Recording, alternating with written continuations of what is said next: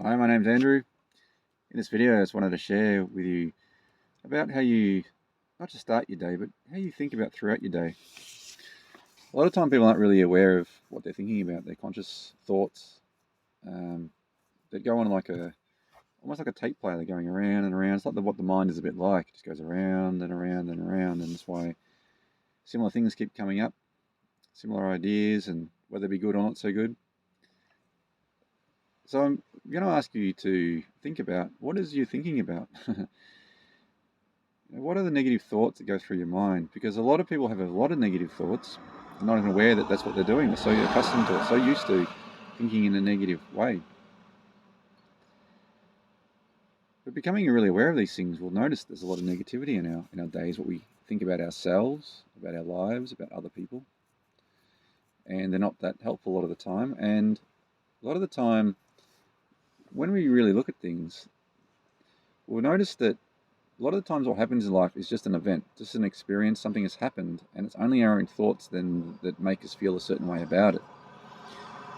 Now, in life, a lot of things can happen, ones that are good, not so good. And I'm not taking away from, some pretty big things that happen in people's lives, whether they're traumatic in whatever regard that is. But a lot of time things just happen.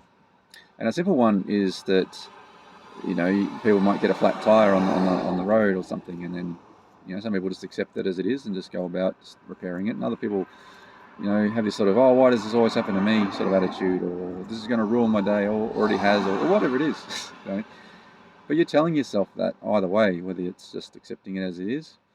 I like to, when things really push my patience, so to speak, I embrace it. Like, a good example would be in the supermarket, when there's really long lines everywhere, and even one, sometimes I prefer not to use the automated machines myself, or to go, and I'll even wait longer to just go through a checkout so I can speak to someone or see someone or whatever. But I see it as a test of just my patience, so I don't get myself all flustered. I think, good, I just enjoy the experience of waiting. Right, I'm just going to enjoy it. So I could complain and make up all sorts of things about it in my mind about the experience, and complain and moan and whatever, which is not uncommon for people doing that. Or I could change my perspective on it. What's actually happened hasn't changed. The event's still going on, still waiting in line, just my perception on it. Okay, and that's like a lot of things in life, that when things happen, we say it means this, or I'm going to make it say it means this or that, or I'm going to have a negative experience about it because of my way of looking at it. And we do a lot of these things to ourselves. As I said, I'm not taking away from the fact some things do happen and it can shake us, but there's so many things, small things throughout the day, that people just complain about, or just, even if you go and get a drink somewhere and they don't make it that great, it's terrible. Well, you could take it back, maybe. It's one option, I suppose, and even whether you do or don't. I had that the other day, actually. I think it was yesterday. I had a couple of things. I don't normally eat out that much, but I did, and everything I had was pretty average, pretty terrible. And I just thought I shrugged it off, so laugh. Well, it just makes the times that you do have a good thing so much more enjoyable. It's just another experience. It's another experience of what it's like to, just have this experience. Like it's by contrast makes me enjoy the other things more. Well, what I'm really going to try to get at here is that it's our own thinking a lot of the time that also gives us experience, and particularly when you're in depression. So, I don't know if anyone's watching this now in a depressive state, and you might disagree with what I'm saying, because that's often what happens in depressive states, that you just, it's so bad, so heavy, that no matter what anyone's sort of saying, you just you can have a real negative spin on everything. Fair enough, I get it, I really do. But when we're particularly in a very negative state, pay attention to those things. What are you telling yourself when you're lying there in bed in the dark? Maybe, that often happens. I remember that. And you're just there left with yourself, and everything just seems so pointless and just feels terrible. What are you actually telling yourself about that? It's hard to not to go against that stuff when it's not just your thoughts, but your whole physiology of your body and everything's just making you feel this way. And it's not impossible to come back from that. It just takes a lot of work to turn around, to turn the rotation, as I've mentioned before. Like, you got this, when you're stirring a cup of coffee or tea or whatever it is, and you start stirring it, the cup really, really fast, certain way, it's all going a certain direction, you get some momentum, and it's going very fast, all the fluid in the cup, but then you want to turn it the other way. Well, it doesn't just automatically turn the other direction. You've got a lot of momentum going the other direction, so you've got to spend a bit of time stirring the opposite direction before not only does it have to slow down all the negative stuff, so to speak, or the liquid in the cup, but you have to then take traction and momentum the other way. And that's like our thinking too, that it takes a fair bit of momentum and consistency to turn that around. So it's not easy. It's not pleasurable a lot of the time when we're that down. But a lot of the time we're not even that necessarily that down.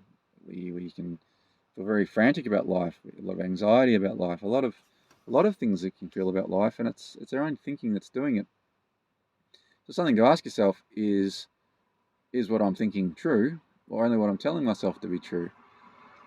And even within that, you might say, oh, what I'm saying is true, but we've got to be careful of that too, because sometimes our mind can be a bit dishonest with itself. So, example might be freaking out about an upcoming thing happening in a few months' time, saying it's inevitable. Look, maybe it is inevitable, but what's the outcome? Is the outcome, however you're perceiving it in a negative light, inevitable or not? Maybe you're basing that on past experiences. Perhaps this thing may happen and may not happen that way. Maybe it just might work out to be a lot better. But then we spend all our time thinking about these thoughts, about this event that's upcoming, whatever that may be. And, we spend a lot of time thinking about things in the future and dwelling on the past. Again, it's just our thoughts that are creating that. And, again, I understand that we might be basing that on the past, but that's not always the case. Things can often not be as we expect them to be. I'm sure you've, at times in life, have felt that this is going to happen and then it didn't happen. Well, sometimes things do happen, but maybe not as the way we intended them either. But what I'm trying to get at too here is that not even just about events, but what are you generally telling yourself on a day-to-day basis? What is it when you're walking around in the shops, what's going through your mind? What are you noticing? Are you judging other people? Are you thinking negatively about them? Are you thinking negatively about yourself? Are you doing both? Are you thinking negatively about your experience? Are you complaining about everything? Are you seeing all the imperfections in the world? What are you focusing on? Where's your attention going? Are you complaining to people all the time? Why are you complaining? Now, I'm not saying that you shouldn't have a sort of an opinion on anything like that. What I'm trying to get is a general sort of thinking process that's going on. But a lot of time we're doing this to ourselves, and we're doing this to ourselves, yes, based on a lot of the time our habits and of history of what we've been doing anyway. But then there's also, we fill our days a lot of the time with negativities. A lot of people do that in different ways. It's easy just to keep on reading newspapers and all sorts of, media of all kinds, whether it's from the news on the television or whatever it may be. It just goes around and around and around, just absorbing all this negativity. And there's a lot of time no counterbalance. So if you're just absorbing all that, and we're all very sponge-like, absorbing all of this stuff outside in the world around us into our being, whether you're aware of this or not, you'll find this to be true, particularly if you really get into meditation. You'll start to notice how the amount of things that you pick up. It's quite interesting. Anyway, that's a whole other thing. But we're absorbing all of this stuff through our days a lot of the time without a positive counterbalance. So we're absorbing all these negativities, telling us how terrible the world is all the time, people telling us as well about the terrible things and complaining about this and complaining about their lives and all this sort of stuff. And we're around that too much. We absorb that. We pick up on that stuff, and it's not good for us either. So, look, it's not easy to avoid that stuff completely. I know we're already in a fairly negative state of mind. It's best to try and avoid it as much as possible to begin with, until we start cultivating a more positive mindset. And it's not just our mind. We need to do other things too, of course. I've mentioned a lot about food in some of my videos. But what I'm trying to get at here is that be very conscious of what you're thinking about what yourself, about your life. And where's it coming from? And what are you doing throughout your day? What are you listening to? What are you reading? Who are you listening to? Where are you spending your time? And what are your own thoughts telling you each and every day? And what can you do to perhaps bring some more positivity into your life? Maybe you can live some very uplifting, positive, spiritual talks. That's something you're into, or just looking at different ways to find the positivity in life. And we can cultivate ourselves. We don't always have to look outside ourselves, and even just finding a beautiful place to be. And again, it can be quite subjective. Some people might say, all these conditions need to be met for me to find something beautiful. But again, you're doing that to yourself. I've often noticed over years how more I've been into meditation and cultivating a more peaceful, beautiful life is I can have the most simplest things and just find the beauty in it. Other people can't see it. I mean, it's there. Again, it's just a perspective, isn't it? I'm noticing it, they're not. But they can. They can notice these same things. And I mean, you can find a lot of gratitude in just simple things too, even like a teaspoon.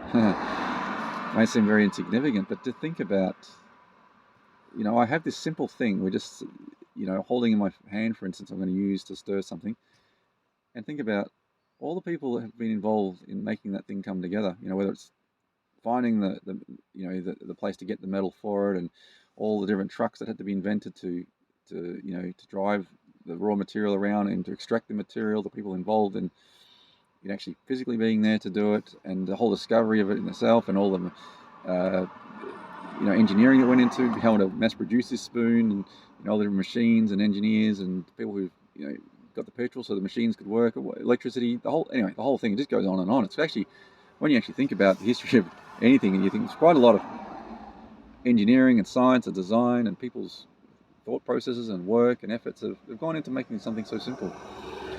And I mean, I can find a lot of just amazingness in that in itself, but even just in day-to-day being outside.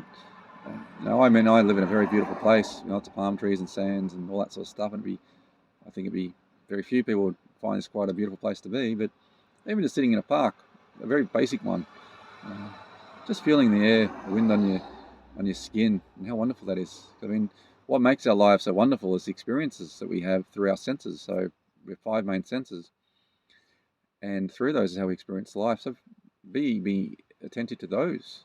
How wonderful these things are. That's another way to get our minds away from negativity. But what can you smell? What can you see? How beautiful the colours are. How grateful it is. How wonderful it is. So be grateful for how wonderful have the senses we do have, to be able to see the things we do. How beautiful they are. Hear the beautiful things that we can hear. And just hear them for what they are and how they add to your life. Even lying in bed, you just feel the blanket over you. And how wonderful that feels on your skin. Just the very simple things. There's a lot of truth in that the best things in life are free. It's true. You don't need to spend money on a lot of things to enjoy life. I found that. I'm not saying you shouldn't spend any money on enjoying things, because other things can improve our lives. But the point is, even without those things, we can still find a lot of joy in our lives. That even those people in the world who seem to have very little in some countries still have a lot of joy, and vice versa. A lot of people have a lot of material in our Western society can find a lot of void of joy in their life. So it's not really whether we have or don't have things. I mean, you can still have things and be happy, and not have things and just be unhappy. So it's not about those things. It's not about what we have and don't have. It comes from within inside ourselves. And the thing that often blocks that is our thinking. It's our thoughts, our perspective on things. So we need to shift that. We need to look at things differently. Start to shift our mindset. Start doing new things. There's different ways to cultivate this.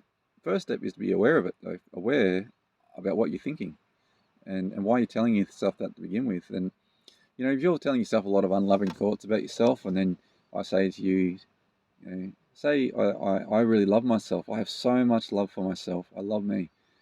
A lot of people, because they don't feel that. They feel this pain or this unease in their chest and their heart. It's interesting, isn't it, that we can feel. I mean, if I was to say the opposite, I hate myself, it's like, so to me that doesn't feel good. It feels awful, because I do love myself. I do care about myself, and I know that I'm worthy of good things. And not an egotistical thing. It's just we're all worthy. It's just that all the experiences of life have often made us feel not worthy in different areas, and we need to work on that. I've still got work to do too, I'm sure. But I've cultivated a lot of things over the years to come to a place of feeling worthy. And what we need to do is look at these negative aspects within ourselves, what we're telling ourselves. So we need to eradicate those things, and then we need to fill ourselves with good things. Affirmations are useful. You may have heard of those, where we repeat things to ourselves, and I think there's definitely a place for them, but they're not a panacea. They won't just make everything magically go away. We do need to do work in our lives, in working through our traumas, what we believe about ourselves. And that can be a very, very challenging thing, because we make a lot of realizations about things that, well, before we didn't think at all. Like sometimes it can be a lot to do with parents. We might think, oh, our parents are really wonderful and loving, and and perhaps they are. But that's not to say that sometimes we may have a blind spot about their flaws. I mean, they're still human, and those flaws may have impacted us from a young age, not necessarily in a malicious way that they intended so, but we may have come away with some sort of issue related to our parents' unresolved issues, okay, and them still perhaps being very unaware of that. I think, on a side note here, that we're coming into an age more and more where people are willing to delve into all their stuff, all of their issues. We certainly seem to be coming to that more, which is great, because I know early generations it wasn't so much so. Sort of stuff it all down and ignore it, and we don't want to do that either for different reasons. We don't heal anything, but also we can create physical problems in our body from doing so. But even think about it, sort of music and things that you listen to. How does it make you feel? We can listen to quite sad music and it brings us down, and it makes us feel down. And look, that can be okay. That can be quite a useful tool, I suppose, for some people in a way to release emotions. But if it's going to pull you down a lot further into depths of despair, and it can actually feel kind of nice too when we get to the bottom, real bottom of, or the depth of our feelings, where we feel really depressed, and sometimes putting on something more depressive seems somewhat soothing. But it's actually not really that healthy a lot of the time for a lot of people. Some people may be able to use it constructively, but we don't want to spiral down into despair, really. We want to avoid that if we can. I've been there. I know. It's not great at all. And it's really takes some time to get out of that. And we go through waves of it sometimes too, particularly in depression. And I'd like to talk about that in more depth too, perhaps in another video, to share some thoughts on that. But a lot of what goes on isn't what's going on outside ourselves, it's what's going on inside ourselves. And I know that we talk about in mental health this idea of chemical imbalance, and yes, there is an imbalance in the body for sure, but it's not what they're telling you. It's not all this chemical imbalance in the brain, so to speak. It's an imbalance within the entire body. I've mentioned before that the importance of the gut health, because it's our microbiome and all the good gut bacteria. We eat a lot of foods and drink a lot of fluids and expose a lot of things on a daily basis that really mess with that. And then through messing with that, it then messes with a lot of our neurotransmitters, hormones, all sorts of things. And then the whole body's out of whack. So the chemical imbalance really comes from the gut, not from the brain. That's sort of secondary. Again, doctors are always following the symptoms, never the cause. You'll find that a lot of things. It's, I really want to share a lot of this information with you, because it's a lot of the time we are just, when we go to different therapists and that, dealing with symptoms. And we've got to get to the causes. And there's a number of things we need to look at. Without a doubt, I know that there's things on a deeper level we need to deal with, but we need to deal with all the other things too. Food is a big one. We need to deal with that. What are we absorbing in our lives on a negative basis? What are we telling ourselves? What are we doing to counterbalance that, to turn away from all this negative thinking? It takes effort. And when you have resistance to, say, telling yourself something positive about yourself, well, there's work that needs to be done there. So these things are useful in that regard. When you feel that kind of, you say something positive and you go, oh, it doesn't feel right inside me, well, I guarantee there's some work that needs to be done there. And, you may have heard the expression before, the hero's journey. Well, it is quite a heroic journey to delve with inside ourselves, to heal ourselves. It is an ongoing process to some degree. It doesn't mean that we're going to be in a perpetual state of feeling terrible. I've overcome it, and I know other people have, and I know it's possible to at least improve ourselves, whether we totally eradicate things. But we need to cultivate a healthy mindset, a healthy mind, without a doubt, and we need to work on our things, our traumas, go into those things. But we can do it, and we get to a point where we start to feel better about life, and then we can take things on, we transform. And that's what we really ultimately need to do, is transform from the person and the place that we currently are today to become this better version of ourselves, this higher version of ourselves, and the highest ideal of ourselves, I suppose. And I don't say that in any way to put pressure on ourselves, but the problem is that where we currently are in our thinking is is the person or the place of what's got the problems, so to speak. So referencing that to Carl Jung, when he said, the great psychologist said, we don't solve our problems, we outgrow them. Well, really what he's talking about is we outgrow them in our consciousness, our perspective, our current place of where we are. So when we have this negative thinking, we think, well, I want to solve the problems of how I feel as the person I currently am. Well, you can't really be that person anymore.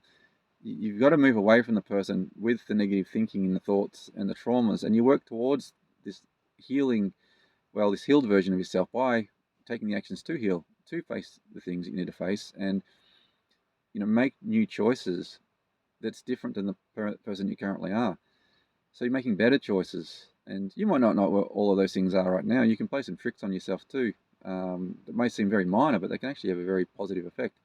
Like, for instance, if you're a very untidy person, you always leave all your clothes all over the floor before you go to sleep and you never make your bed. Well, maybe not be that version of yourself anymore. Maybe say, this new version of me, and you don't even necessarily have a very clear, defined picture of what that is. You might just say, this new version of myself is a version of myself that always folds up their clothes and puts them away before they go to bed and always makes the bed in the morning. Something like that.